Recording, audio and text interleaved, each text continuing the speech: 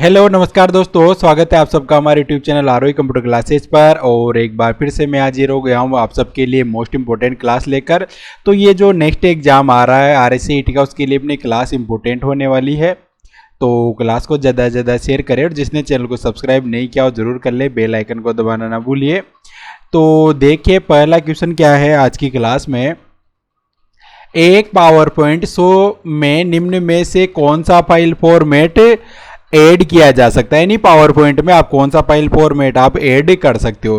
तो ए पर देगा .jpg, बी पर देगा .gif, सी पर देगा .wav। तो पावर पॉइंट में gif, jpg और .wav तीनों फाइल फॉर्मेट को अपन ऐड कर सकते हैं। तो इसका राइट आंसर क्या होगा बच्चों? इसका राइट आंसर होगा डी ऑप्शन, उपरोक्त सभी इसका राइट आंसर होने वाला है। क्या होगा इसका राइट आंसर? इसका राइट आंसर होगा उपरोक्त सभी। अगला क्वेश्चन देखिए, जब एनालॉग सिग्नल को डिजिटल और डिजिटल को एनालॉग में बदला जाता है तब यह कार्य किस उपकरण द्वारा किया जाता है। यानी डिजिटल सिग्नल को तो किस में बदलते हैं? एनालॉग में। और एनालॉग को किस में बदला जाता है? डिजिटल में। तो ये वर्क किसके द्वारा किया जाता है? तो ए पर देगा राउटर, बी पर देगा स्विच, सी पर देगा मॉडेम, डी पर देगा हब। तो इसका जो राइट आंसर है होगा सी ऑप्शन। क्या होगा? C option. यानी कौन करता है वर्क भाई? मॉडेम।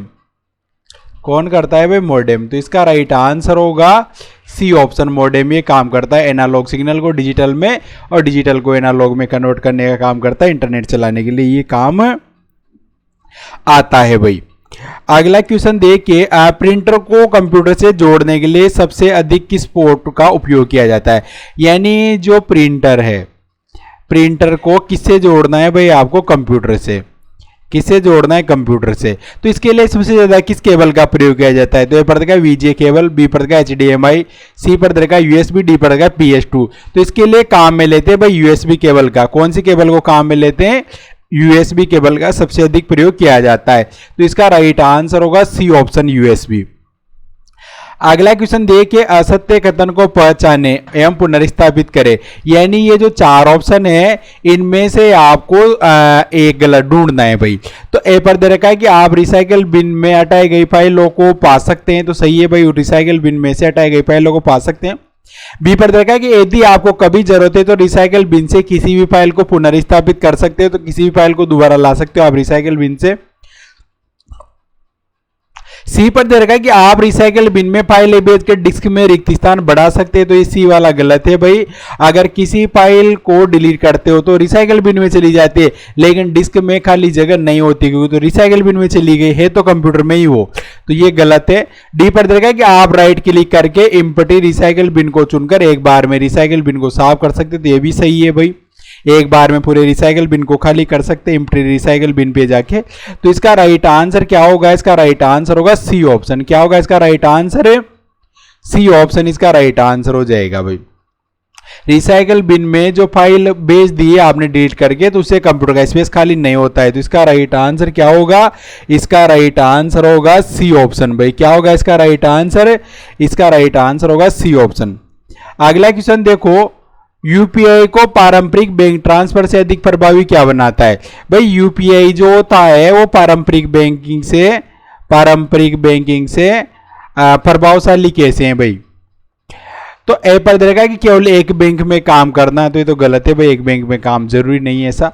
बी पर देगा कि रियल टाइम भुगतान और बैंक समय की बाधा। तो रियल टाइम पेमेंट हो जाता है भाई यूपीआई से, और बैंक समय की बाधा यानी बैंक में आपके आने जाने का समय भी बचता है। तो बी सही है। सी पर केस क्या हो सकता है? जरूरी नहीं है, लंबी प्रक्रिया नहीं है भाई, छोटी होती है। तो इसका राइट आंसर क्या होगा बच्चों? इसका राइट आंसर होगा बी ऑप्शन। अगला क्वेश्चन देखिए, वर्कशीट के एक स्थान से फॉर्मेटिंग को कॉपी कर किसी दूसरे स्थान पर फॉर्मेटिंग अप्लाई करने के लिए आप किसका उपयोग करेंगे? यानी एक जगह से, कहां से? एक जगह से डिजाइन कॉपी करनी है, कहां? दूसरी जगह। एक जगह से दूसरी जगह आपको डिजाइन कॉपी करनी है भाई। तो आप किसका प्रयोग करोगे? तो ए पर दे रखा है होम, फिर कॉपी और होम पर ही पेस्ट। तो इससे तो पूरा टेक्स्ट ही कॉपी पेस्ट होता है भाई, फॉर्मेटिंग कॉपी नहीं होती है। बी पर दे रखा है कंट्रोल सी और कंट्रोल वी ऑप्शन। तो जो भी लिख रखा है वही कॉपी होगा, वही। आप बोला यहाँ पर फॉर्मेटिंग को कॉपी यानी डिजाइन को, सी पर दे रखा है कि एक्सेल में फॉर्मेटिंग कर दूसरे स्थान पर लगाने का कोई तरीका नहीं होता है, तो गलत है भाई, होता है। तो इसका राइट आंसर क्या होगा? इसका राइट आंसर होगा D option, standard tool bar पर फॉर्मेट ये काम कर सकते हो। तो इसका राइट आंसर क्या होगा? इसका राइट आंसर होगा डी ऑप्शन भाई। अगला क्वेश्चन देखिए, निम्न में से कौन सी सुविधा आपके कंप्यूटर की स्थिति, सिस्टम फाइलों, install application, window registry, system setting सहित को पिछली बार के समय में वापस रिवर्ट करने के लिए प्रयोग की जाती है। यानी अगर आपका कंप्यूटर खराब हो जाता है, क्या हो जाता है? खराब, तो कंप्यूटर की सिस्टम सेटिंग, विंडो रजिस्ट्री और की फाइलों को मतलब वापस लाने के लिए आप किसका प्रयोग करोगे? तो ए पर दे रखा है सिस्टम रिस्टोर, बी पर दे रखा है सिस्टम बैकअप, सी पर दे रखा है सिस्टम डिफ्रेगमेंटेशन, डी पर दे रखा है सिस्टम बूट। तो किससे आएगी भाई आपकी फाइल वापस? सिस्टम रिस्टोर पॉइंट से फाइलें आप वापस ला सकते हो। तो इसका राइट आंसर होगा ए ऑप्शन भाई। अगला क्वेश्चन देखिए, किसी ईमेल में भेजे गए दस्तावेज की प्रमाणिकता, ऑथेंटिसिटी और यह सुनिश्चित करना है कि उसे रास्ते में बदला नहीं गया, किस तकनीक से संभव होता है?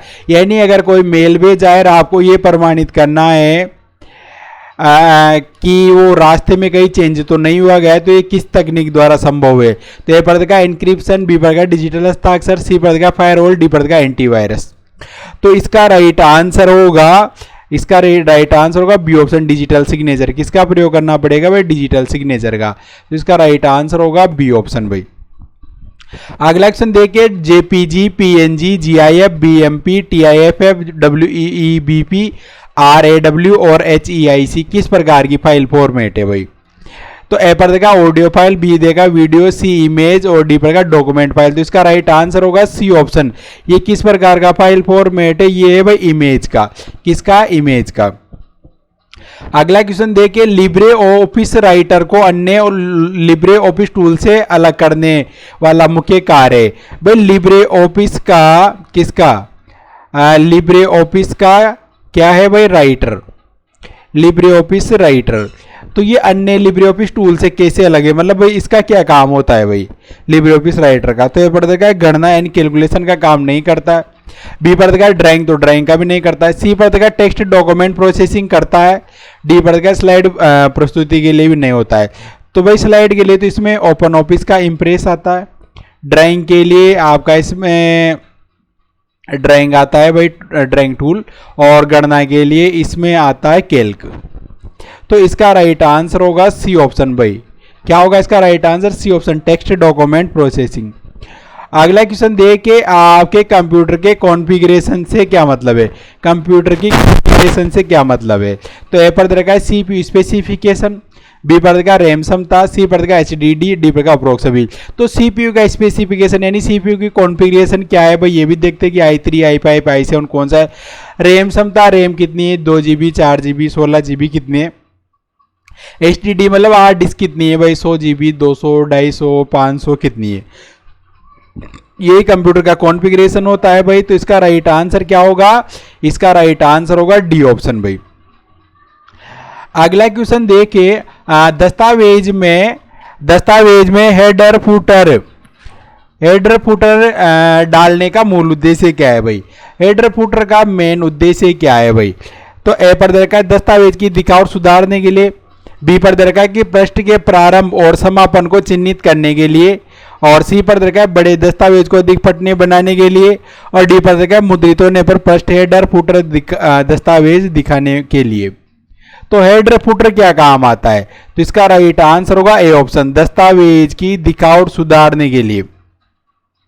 क्या काम आता है भाई? दस्तावेज की दिखावट सुधारने के लिए इसका प्रयोग किया जाता है। तो इसका राइट आंसर होगा ए ऑप्शन, दस्तावेज की यानी जो पेज के जो पेज होता है इसमें ऊपर लगाते हैं नीचे लगाते हैं, ऊपर को तो बोलते हैं हेडर, नीचे को बोलते हैं फुटर। तो इससे आपका डॉक्यूमेंट अच्छा दिखाई देता है। तो ए ऑप्शन इसका राइट आंसर होगा।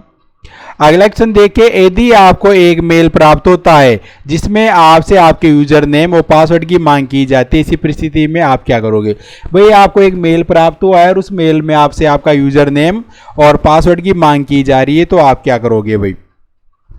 तो ए पर दे रखा है कि उसे अपने ईमेल प्रदाता यानी ईमेल प्रोवाइडर के माध्यम से फिशिंग स्पैम के रूप में रिपोर्ट करेंगे, तो ये सही है। बी पर देखा संदेश को हटाएंगे, तो ये जरूरी, इससे तो भाई कुछ नहीं होगा। सी पर देखा संदेश को ईमेल और पासवर्ड के साथ उत्तर देंगे, तो ये उत्तर नहीं देना है। डी पर देखा इनमें से कोई नहीं, तो ये भी नहीं होगा। क्या होगा इसका राइट आंसर है ए ऑप्शन भाई, उसकी स्पैम या फिशिंग के रूप में क्या करेंगे बने, रिपोर्ट करेंगे। क्या करेंगे, उसकी रिपोर्ट करेंगे भाई स्पैम के रूप में। अगला क्वेश्चन देखो, निम्न में से कौन सा क्रेडिट कार्ड की एक विशेषता है। क्रेडिट कार्ड की विशेषता नहीं है, सॉरी, कौन सी क्रेडिट कार्ड की विशेषता नहीं है। तो ए पर दे रखा है कि बैंक द्वारा छोटे प्लास्टिक कार्ड जारी करना, तो ये तो विशेषता है। बी पर क्या भुगतान का एक इलेक्ट्रॉनिक फॉर्म, ये भी सही है भाई। सी पर क्या पहले खरीदे बाद में भुगतान करें, तो ये भी उसकी विशेषता है। डी पर देखा है खरीदे और भुगतान एक साथ करें, तो ये गलत है भाई, भुगतान आप बाद में भी कर सकते हो। तो इसका राइट आंसर क्या होगा बच्चों, इसका राइट आंसर होगा डी ऑप्शन। अगला क्वेश्चन देखिए क्या होने वाला है। एसएसओ के तहत एक नागरिक पंजीकरण कैसे कर सकता है, एसएसओ में पंजीकरण कैसे कर सकते हो। तो ए पर देखा आधार नंबर के जरिए पंजीकरण कर सकते हैं, बी पर देखा जन आधार के जरिए कर सकते हैं। तो राइट आंसर क्या होगा बच्चों, इसका राइट आंसर होगा C option. A and B दोनों ही सही है भाई।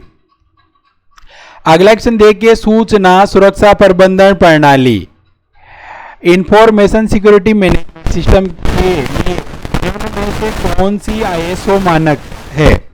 आईएसओ मानक कौन कौन सा है भाई, किसके लिए, सूचना सुरक्षा के लिए।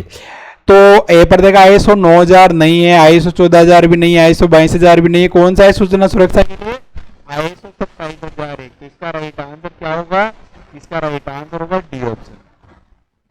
अगला क्वेश्चन देखिए, माइक्रोसॉफ्ट ऑफिस पिक्चर मैनेजर क्या है भाई। ए पर देखा मूल तस्वीर प्रबंधन सॉफ्टवेयर, बी पर देखा एक ऑनलाइन बी पर देखा एक आवेदन जो स्कैन किए गए दस्तावेजों को संपादित करने के लिए सहायता करता है। सी पर देखा एक स्कैनिंग और ओसीआर आवेदन, और डी पर देखा इनमें से कोई नहीं। तो इसका राइट आंसर है ए ऑप्शन भाई, मूल तस्वीर प्रबंध सॉफ्टवेयर। यानी ये क्या काम आता है भाई, पिक्चर को एडिट करने के लिए काम आता है। क्या काम आता है, पिक्चर को एडिट करने के लिए काम आता है। माइक्रोसॉफ्ट ऑफिस पिक्चर मैनेजर देखने के लिए भी काम आता है। तो ए ऑप्शन इसका राइट आंसर है भाई। अगला क्वेश्चन देखिए, मोबाइल ऑपरेटिंग सिस्टम का मुख्य कार्य क्या है भाई। तो ए पर देखा केवल कॉल करना, गलत। बी पर देखा हार्डवेयर और सॉफ्टवेयर के बीच समन्वय, सही है। सी पर का केवल ऐप डाउनलोड करना, नहीं होगा। इंटरनेट की स्पीड बढ़ाना भी नहीं है। हार्डवेयर और सॉफ्टवेयर के बीच संपर्क करने का इसका वर्क होता है। तो इसका राइट आंसर क्या होगा, इसका राइट आंसर होगा बी ऑप्शन। अगला क्वेश्चन देखिए, रैम से अधिक प्रयोग में ली जाने वाली जानकारी को संग्रहित करने के लिए कौन सी मेमोरी का उपयोग किया जाता है। रैम से अधिक कौन सी मेमोरी प्रयोग में ली जाती है जो डेटा को संग्रहित करने का काम करती है। तो यह पड़ेगा cache memory, B main memory, C register और डी पर देगा रोम। तो इसका राइट आंसर होगा ए ऑप्शन भाई। कौन सी मेमोरी होगी, CACHE, कैश मेमोरी। तो ए ऑप्शन इसका राइट आंसर है भाई। अगला क्वेश्चन देखिए, URL का वह भाग जो वेबसाइट की श्रेणी या उद्देश्य बताता है तकनीकी रूप से कहलाता है। URL का वह भाग यानी लिंक का कौन सा भाग है, URL का वह भाग जो वेबसाइट की श्रेणी बताता है और उद्देश्य के लिए तकनीकी रूप से जाना जाता है। तो URL का कौन सा भाग वेबसाइट की श्रेणी यानी कैटेगरी। तो प्रोटोकॉल तो वेबसाइट की कैटेगरी नहीं बताएगा, सब डोमेन भी नहीं बताएगा। कौन बताएगा, टॉप लेवल डोमेन। तो सी राइट है, डी बड़का उस नेम भी नहीं होगा। टॉप लेवल डोमेन किसे बोलते, किसी वेबसाइट के पीछे जैसे .com, .edu, .net, .org, अगर ये लगा हुआ है तो इससे पता चलेगा वेबसाइट किस प्रकार की है। .com है तो कॉमर्शियल, .education है तो एजुकेशन की, .network तो नेटवर्क कंपनी की, .org होती किसी संगठन की। तो इसका राइट आंसर क्या होगा बच्चों, इसका राइट आंसर होगा सी ऑप्शन। तो ये थी अपनी क्लास 20 क्वेश्चन की। ऐसी इंपॉर्टेंट क्लास आपको हर रोज देखने को मिलेगी। इसके अलावा शाम को लाइव क्लास भी मिलेगी भाई अपनी 7:30 बजे। तो सारी क्लासों में जुड़ना है, और जिसने चैनल को सब्सक्राइब नहीं किया हो ज़रूर कर लेना है, ज़्यादा से ज़्यादा शेयर करना है अपने दोस्तों के साथ, ताकि सभी जो आने वाला RSAT का एग्ज़ाम है उसके लिए पास हो पाए, एग्ज़ाम में टॉप कर पाए भाई। तो मिलेंगे आपसे नेक्स्ट क्लास में, तब तक के लिए आप सबको मेरी तरफ से क्या है भाई, राम राम मेरी तरफ से।